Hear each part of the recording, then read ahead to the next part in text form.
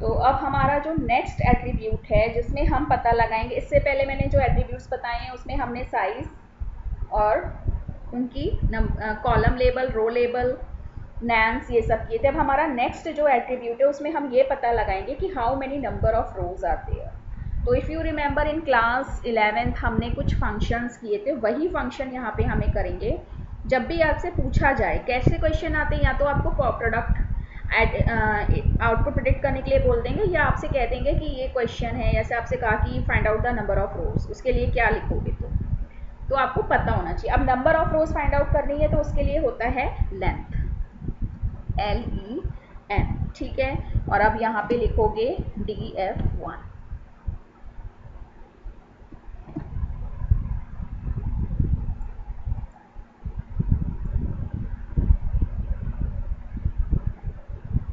तो number of रोज कितनी है, अगर आपको नंबर ऑफ रोज पता करनी है तो आप लिखोगे लेन, फिर ब्रैकेट में, इसमें डॉट नहीं लगेगा, लेन और फिर ब्रैकेट में जो भी आपका डाटा फ्रेम है, ठीक है।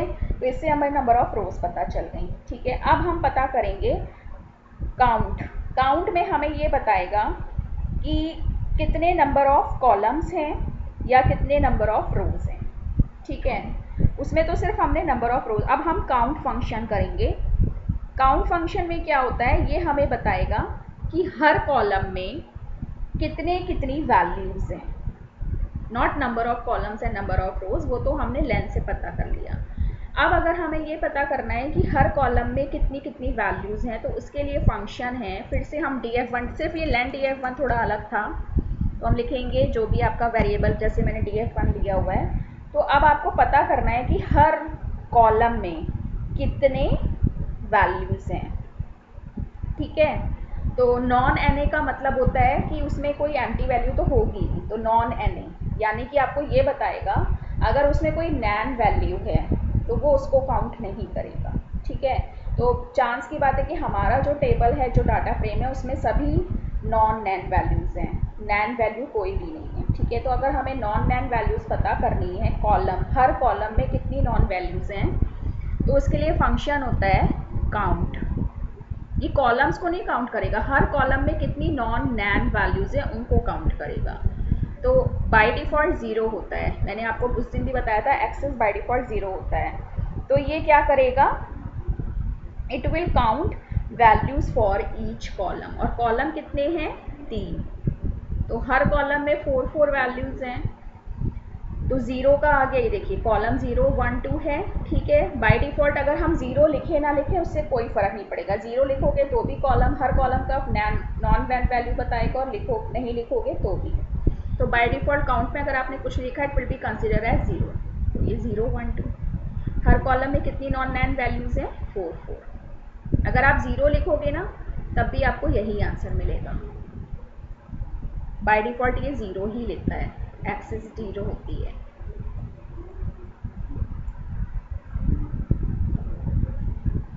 ठीक है। अब अगर हम 1 लिख देंगे तो वो हमें रो वाइज बताएगा कि हर रो में कितनी नॉन नैन वैल्यूज़ हैं। तो अब हम यहाँ 0 की जगह 1 लिखते हैं, तो 1 लिखेंगे तो हमें रो वाइज हर रो में कितनी नॉन नैन वैल्यूज़ हैं ये हमें ये बताएगा। देखो रो वाइज बताई, दिल्ली में 3 है, मुंबई 3 है, कोलकाता 3 है, और चेन्नई में भी 3 है। तो ये हमें हर रो, हर कॉलम की वैल्यूज़ काउंट करने में हेल्प करता है, ठीक है। अब अगर आपको दोनों का पता करना है, जैसे to get count of non NA values from row and columns, you can explicitly specify to count. या तो आपके पास दो ऑप्शंस हैं, या तो आप 0 काउंट वाला का ऑप्शन करो, या फिर आप इसमें दूसरा ऑप्शन भी होता है।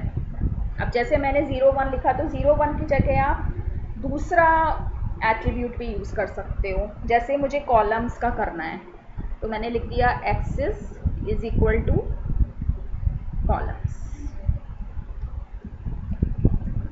तो ये भी आपको पता होना चाहिए, सारे सिंटेक्स पता होने चाहिए।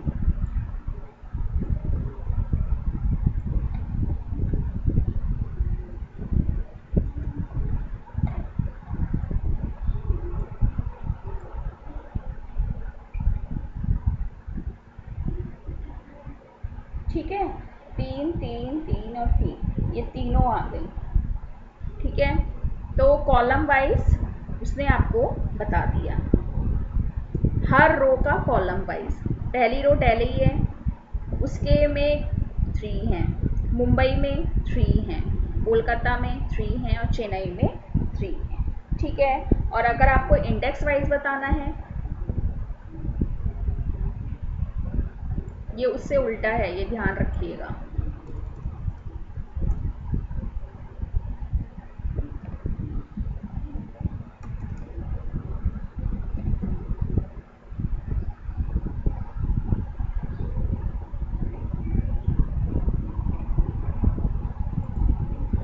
तो ये अब इंडेक्स वाइज बताना है।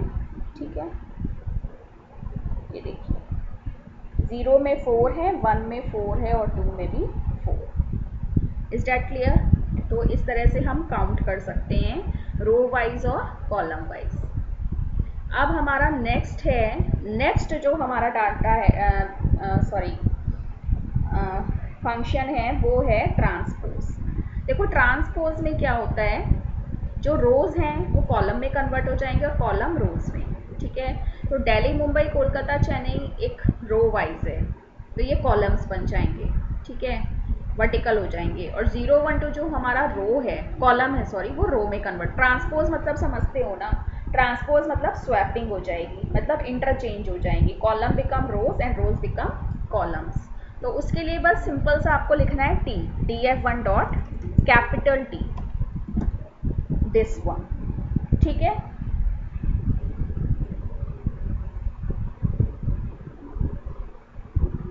ये देखिए दिल्ली, मुंबई, कोलकाता, चेन्नई। तो दिल्ली की जो भी वैल्यूज़ हैं वो रो की कॉलम में और कॉलम की रो में इसमें चेंज हो गई। तो अब रोज कितनी हो गई हमारी 3 और कॉलम्स कितने हो गए 4। तो आप ट्रांसपोज का मतलब समझते हो, स्वैपिंग। स्वैपिंग मीन्स होता है इंटरचेंज करना। तो ये तो बहुत ईजी है, इसमें सिर्फ आपको डॉट टी लिखना है, जो भी आपका डाटा फ्रेम है उसको। अब दूसरा जो आपका लास्ट एट्रीब्यूट है वो है वैल्यूज। ठीक है, वैल्यूज में क्या होता है, ये आपको जितनी भी न्यूमेरिक वैल्यूज है ना उनको नम पाई में शो करेगा। नम पाई मतलब समझते हो, न्यूमेरिक मतलब नंबर फॉर्म में। जैसे कैलकुलेटर में क्या होता है कि डिजिट्स जब बहुत ज़्यादा लेंदी होती हैं, बड़ी होती हैं, और कैलकुलेटर में जो स्पेस होता है वो कम होता है, तो आपने देखा होगा वो एक्सपोनेंट फॉर्म में आ जाती हैं। तो ये नम पाई की फॉर्म में शो करेगा और कुछ नहीं, इससे ज़्यादा इसमें कोई इतना डीप में जाने की ज़रूरत नहीं है। ये देखिए पहले डाटा ऐसे था, ये नम पाई की फॉर्म में नहीं है, ये नम पाई की फॉर्म में आ गया। ई का मतलब समझते हो ना, एक्सपोनेंट। तो ये आपके एट्रीब्यूट्स हैं। और कल हम लास्ट चैप्टर करेंगे जिसमें हम एक्सेसिंग, सेलेक्टिंग, डिलीटिंग, मॉडिफाइंग करेंगे। तो आपका हाफ ईयरली का सिलेबस ओवर। Thank you.